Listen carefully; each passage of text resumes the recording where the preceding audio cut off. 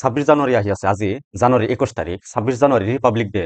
Year wishes and quotation image ক'ৰ পৰা download কৰিব মোবাইলৰ সহায়ত, আৰু এইবিলাক ইমেজত নিজৰ ফটো কেনেকৈ এড কৰিব, তলত ফৰ্মেট বনাইছোঁ। ইয়াতে নিজৰ ফটো এড কৰিব পাৰিব মোবাইলৰ সহায়ত। এই ভিডিঅ'টো চাই থাকিব, কেনেকৈ ক'ৰ পৰা এইবিলাক ইমেজ ডাউনলোড কৰিব আৰু নিজৰ ফটো এই ইমেজত এড কৰিব পাৰিব। আহক ভিডিঅ'টো আৰম্ভ কৰোঁ। এই কামটো মোবাইলৰ সহায়তে আপুনি কৰিব পাৰিব। ফাৰ্ষ্ট মোবাইলত গুগল ক্ৰম অপেন কৰিব, সাৰ্চ কৰিব বাবু প্ৰিন্টাৰ্ছ। ফাৰ্ষ্ট ৱেবছাইটত ভিজিট কৰিব babuprinters.in।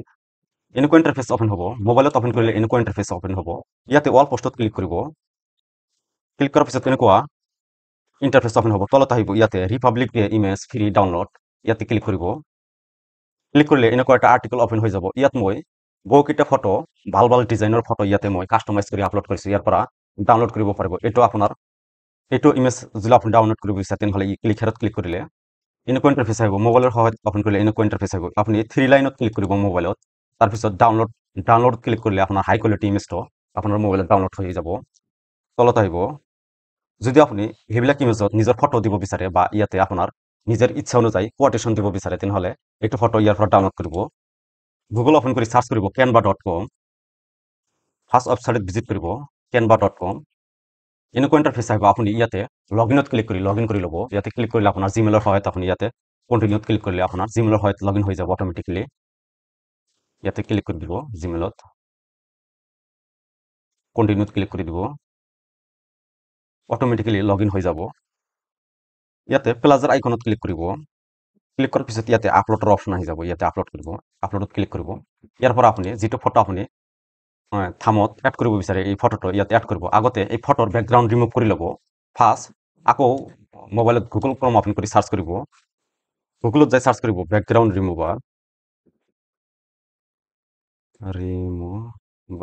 লিখি সাৰ্চ কৰিব। ফাৰ্ষ্ট ৱেবছাইটত ভিজিট কৰিব remove.bg। ইয়াতে ক্লিক কৰিব। ক্লিক কৰাৰ পিছত ইয়াতে তলত আহি ইয়াতে আপলোড ইমেজত ক্লিক কৰিব। ক্লিক কৰি আপোনাৰ ফটোটো ইয়াতে আপলোড কৰি দিব। এইটো ক্লোজ মাৰি দিব। 5-6 ছেকেণ্ডৰ ভিতৰত আপোনাৰ বেকগ্ৰাউণ্ডটো ৰিমুভ হৈ যাব ইয়াৰ পৰা। তলত আহি ইয়াতে ডাউনলোডত ক্লিক কৰিব। আপোনাৰ ইমেজটো ডাউনলোড হৈ গৈছে। তাৰপিছত আপুনি ইয়াতে প্লাছৰ আইকনত ক্লিক কৰি ইয়াতে আপলোডত ক্লিক কৰিব। আগতে আপোনাৰ ডিজাইনটো ইয়াতে আপলোড কৰি দিব। অপেনত ক্লিক কৰিব। তাৰপিছত ইউজ ইন এ নিউ ডিজাইনত ক্লিক কৰিব। ওপৰত ক্লিক কৰাৰ পিছত ইমেজটো ইয়াতে অপেন হৈ যাব। এনেকুৱা ইণ্টাৰফেচ আহিব। ইয়াতে আকৌ আপুনি আপলোডৰ আইকনত ক্লিক কৰিব। ইয়াতে আপোনাৰ ইমেজটো আপলোড হৈ আছে ইয়াতে চাব পাৰিব। আৰু নিজৰ ফটোটো আকৌ ইয়াতে আপলোড ফাইলত ক্লিক কৰি নিজৰ ফটোটো ইয়াতে আপলোড কৰি দিব, যিটো আপুনি বেকগ্ৰাউণ্ড ৰিমুভ কৰিছে। অপেনত ক্লিক কৰিব। ইয়াতে আপোনাৰ নিজৰ ইমেজটো ইয়াতে আপলোড হৈ আছে। ইয়াতে ইমেজত আপুনি ডবল টাচ কৰিব।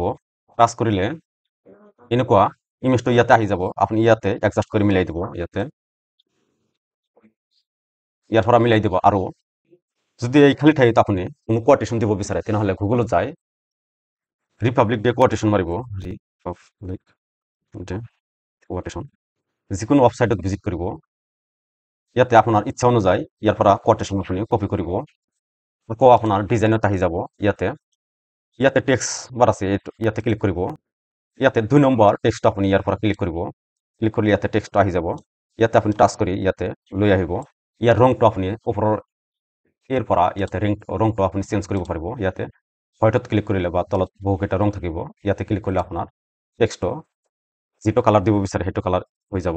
ইয়াৰ পৰা আপুনি আপোনাৰ টেক্সটটো ইয়াৰ পৰা মিলাই দিব।